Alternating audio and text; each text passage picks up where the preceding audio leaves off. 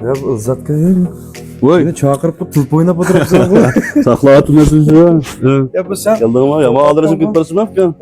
Yana foto ketibsan, qanday Ya ketibdi? bu pulni mesiz emas hozir. Ma pul yomon cho'g'ib ketib bordi bu Anvar aka boshda millionning gapini qildi. Ha. Sen qo'pab 3 million dedi. Yana bilsam bu. Million olib ketib bordi. Men unda chaqib ko'rapak. Anlar million başçıda kirib berapti ya. Aniqli bitadi. Mana gap saqam. Shuni Izzat aka bilan paranglashib, bu bayramda qilib vaqtida bir faoliyat qildik emasmi? To'g'ri, 200 ming bo'ldi o'cha. 200 ming bo'ldi. Uni desan bir chaqchaq qilib millionga gapini qilsam sen qo'l berib ketdi. Ko'nglimni bor aka. Shu dedim men kripto millionga gapini qilsam cho'ngib ketdi bu.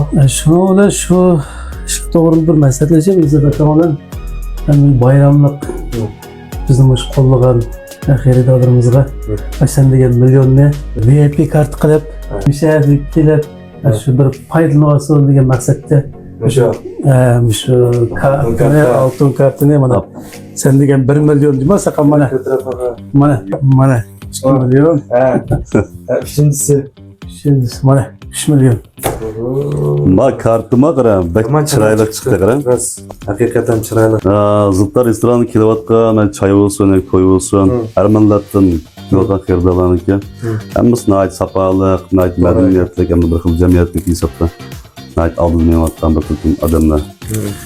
Ashlarni azad his qila oladigan, mishaniki bir xo'jayindek o'zi his qila oladigan, mishan nayt o'ziga kirgandek ichilib yeyilib, o'ynab, ichilib yeyilib, yakchi oladigan shunday fayzi bir hissiyat keltirish uchun ma'ni alaydi degan bir loyiha hamda. Buni juda saqam. Mushu Ziltar restoraniki 3 ming yuan iste'mol puli bor. Shmoqamish bir kart. 3 ming pul aka yaxshi anlanglar. Qolgan tafsilotlarni mush kartni keyinga besib qo'ydik. Ham shu kartdan bir foydalanib qolay degan xaridorlarimiz bo'lsa, kelsa haqsiz bermas. Shu kelgan chog'da tushuntirib qo'yamiz, ammo 3 ming pul bor. Mayli tug'ilgan kun bo'lsin, to'ydan boshqa choy jo'z olamdi, tug'ilgan kun olamdi va yoki boshqa yig'ilishlar olamdi. Ziltarda 3 ming pulim bor deb so'msiz hisob qo'yib, yuzi bo'ldi. Unda olsa aka, ma'noda mingni bostiribsan-da sen unda olsa. Maqala. Mana ma'noda mingni bostiribdi. Birisini ichida 3 ming qo'ydan pul bor. O'zingni aldirmay, jisanji besib qana 3 million chiqamdi, chiqmamdi. Men mental kartni balla amal va qancha baldir ilovasanlar, shunchalik foydalana olasizlar ekan.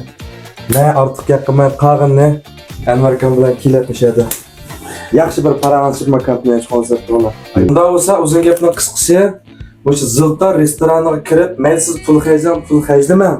Kirib, shunda bir faoliyatinglar bor ekan qo'y desanglar, mush kartni chiroyli yanchqonlar sep qo'ydi. 3 ming pulni. Shu pulni o'sha Ziltar restoranida o'zinglar xotirjamolda iste'mol qilaversanglar bo'ladi. Qolganni Anvar aka bor o'zi sizlarga chiroyli tushuntirib qo'ydi. Amsa diqqatlar davomli qoldi Ziltarniki ham yaxshi, cho'ng faoliyatlarda bo'lsinlar. Ijara qilib, ko'p kasb qilib, aldık tutanlar.